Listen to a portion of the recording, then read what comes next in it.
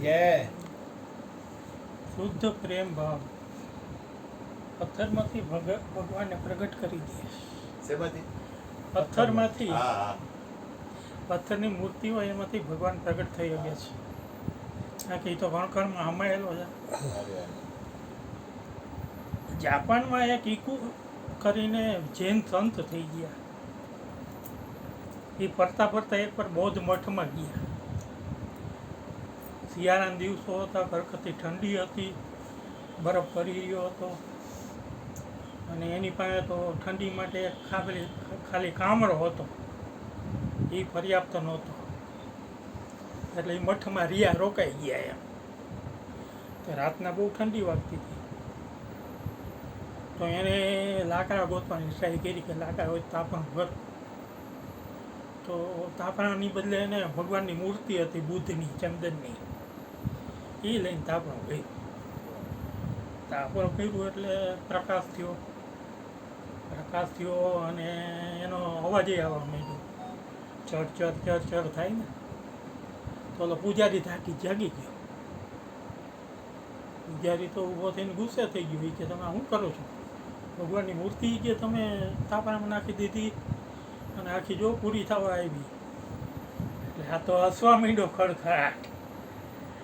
એ કે અમે તાપણું એટલા માટે કર્યું કે આ તો લાકડું છે, એમાં કંઈક હાડકા કે નિર્જીવ વસ્તુ છે, એમાં કાંઈ છે નહીં. અને હલાવવા માંડ્યો કે જો આ બતાવું તને કે આમાં ક્યાંય હાડકું છે, રાખ થઈ ગઈ હોય ને એમાં, એટલે કાંઈ દેખાય નહીં. એટલે એ પૂજારી ક્યાં, એ તો એ હું સમજું છું કે આ નિર્જીવ છે. તો કે તું એ સમજસ તો પછી બીજી 2-3 મૂર્તિ લેવો ને. આવી ઠંડીમાં આપણે બે તાપી, એકલો હું કામ તાપો. અને પૂજારીનો તો ગુસ્સો આસમાને વયો ગયો. એ તો ઊભો થઈ ગયો અને એ ક્યાં તું તો હાવ વિચિત્ર માણસ છો, હાલતાને બહાર કાઢવાને. અને એને બહાર કાઢી નાખ્યો ડેલાની બહાર. ડેલો બંધ કરી દીધો. અને ઓલો તો બહાર સૂઈ ગયો. એટલે સવારે પૂજારી ઉઠીને ડેલો ખોલ્યો. તો ડેલો ખોલ્યો તો આ પથ્થરને, એક પથ્થર ઉપર ફૂલ ચડાવી પૂજા કરીને એની પ્રાર્થના કરતો હતો. વળી પૂજારીનો પાછો પીતો ગયો. એ કે આ તું તો કોઈ વિચિત્ર માણસ છો, કેમ કોઈ વાતે સમજતો નથી. રાત્રે તે એ કે ઓલી ભગવાન બુદ્ધની મૂર્તિ હરગાવી નાખી અને અત્યારે આ પથ્થર ઉપર તું ફૂલ ચડાવીને પૂજા કરસ. એ કે હું એ કરું છું એટલા માટે કે જો તમારો શુદ્ધ પ્રેમ ભાવ હોય ને તો પથ્થરમાંથી ભગવાન પ્રગટ થાય છે.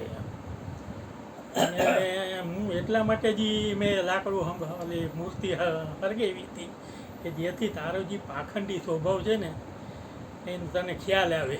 તું કહેતો હતો કે ભાઈ એમાં હાડકા તો છે નહીં, લાકડું જ છે, એમાં કાંઈ હાડકા હોય નહીં. તો એ તારી સમજણ ખોટી છે. એમ કરી અને જો સાચી સમજણ હોય ને તો જ એ કે પ્રેમ ભાવ પ્રગટે ને તો જ એ કે ભગવાન પ્રગટ થાય, એ વગર ન થાય.